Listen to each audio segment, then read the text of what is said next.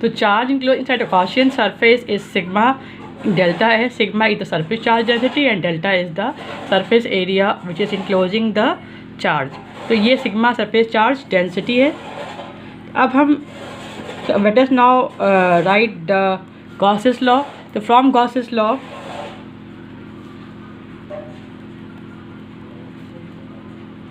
Electric flux कितना होता है, that is equal to electric field into area. Electric flux is equal to electric field into area delta S. This must be equal to the charge enclose. तो here the charge enclosed is sigma delta S upon epsilon naught. It is cancelled out, so we get electric field is equal to sigma upon epsilon naught. If we want to write in vector form, we can write it as like this. It will be sigma upon epsilon naught, where n cap is the unit vector. This is in vector form, and n cap is the unit vector normal to the surface of the conductor. N cap is unit vector. It could be inside the conductor, it could be away from the conductor. Depend करता है कि positive charge है surface पे कि negative charge है. n cap is unit vector perpendicular to the surface of the conductor. So this is the last point. ये हमने जो लास्ट पॉइंट का कंडक्टर को एक्सप्लेनेशन करने के लिए. अब एक जो नेक्स्ट टॉपिक है, next topic that we will discuss, that will be electrostatic shielding, the property of that. So before that, let us discuss about electrostatic shielding also. So electrostatic shielding क्या होता है, नेक्स्ट पॉइंट. वट एवर भी the पहले इसकी क्या ये बताता है, क्या ये स्टेटमेंट जो एग्जाम के लिए लिखना होगा. What ever with the charge and field configuration outside and outside any cavity in a conductor remains shielded from outside electric influences. The field inside a cavity is also zero. This is known as electrostatic shielding. इसका क्या कहने का मतलब है कि अगर एक conductor है आपका, suppose this is the conductor I have taken,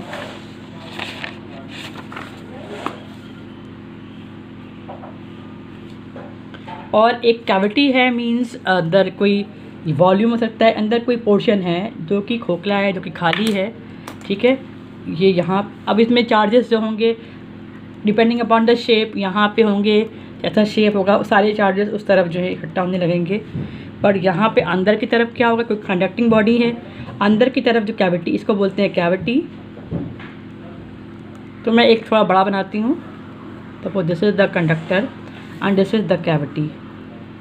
so charges तो आपके डेंसिटी ज़्यादा होगी वहाँ पे जिस तरफ आपका स्फेरिकल शेप होगा. ये चार्जेस आपकी सरफेस पे हैं, तो इनमें आपकी इलेक्ट्रिक फील्ड कैसे होगी, इट विल बी पॉजिटिव अगर ये आपका इस तरीके से बाहर की तरफ है, और अगर आपकी नेगेटिव चार्जेस हैं तो it will be toward the charge system. For example negative charge है तो the electric field line will be like this. तो अकॉर्डिंग टू दिस, अब ये कैविटी के बात की अगर हम करें तो ये कहते हैं कि इलेक्ट्रोस्टैटिक शील्डिंग होती है. शील्डिंग कि अगर कोई कंडक्टर है तो उस पर चार्जेस जो होंगे और जो फील्ड होगी वो हमेशा बाहर की तरफ ही होगी, अंदर तो कोई नहीं होगी. फील्ड केवल सरफेस पे ही फील्ड होती है. अगर हम किसी चीज़ को कैविटी बना के अंदर इनक्लोज कर दें तो हम जानते हैं कंडक्टर के अंदर इलेक्ट्रिक फील्ड क्या होती है, ज़ीरो होती है. इलेक्ट्रिक फील्ड ज़ीरो होती है. सरफेसेस उसके अंदर चार्ज डेंसिटी भी अगर ज़ीरो होगी, अगर कोई चार्जेस रखा ही नहीं गया तो चार्ज डेंसिटी भी ज़ीरो होगी अंदर की तरफ. और पोटेंशियल भी क्या होगा, सब पोटेंशियल वही होगा जो सरफेस पे होगा, विच इज़ कितना होगा, V equal to V naught which is constant. तो ये शील्डिंग मतलब क्या है, कोई कैविटी है, कोई खोखला है, तो उसके अंदर जो आपका उसके अंदर इलेक्ट्रिक फील्ड क्या होती है, ज़ीरो होती है.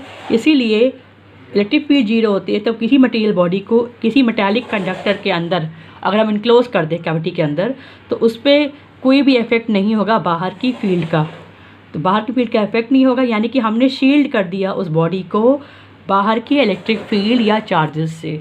तभी तो कहते हैं, आपने पढ़ा होगा क्लासेस में, कि अगर आप कार में हो, व्हीकल ड्राइव कर रहे हो, तो थंडर स्टॉर्म हो, जब बिजली स्टॉर्म हो, जब चार्जेस इलेक्ट्रोक्यूशन से बचने के लिए आप गाड़ी के अंदर ही इनक्लोज है, क्योंकि कार क्या है, मेटालिक बॉडी है, यानी आप मेटालिक बॉडी के अंदर इनक्लोज रहेंगे तो आप सेफ़ रहेंगे, क्योंकि वहाँ पर इलेक्ट्रिक फील्ड जीरो होगी और आपको इलेक्ट्रिक शॉक नहीं लगेगा. You will be safe from the electrocution.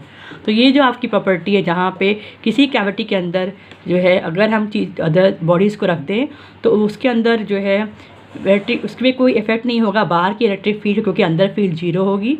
Field भी जीरो होगी, चार्जेस जीरो, पोटेंशियल वही होगा जो सरफेस जो मटेरियल पे पूरा होगा, कांस्टेंट होगा।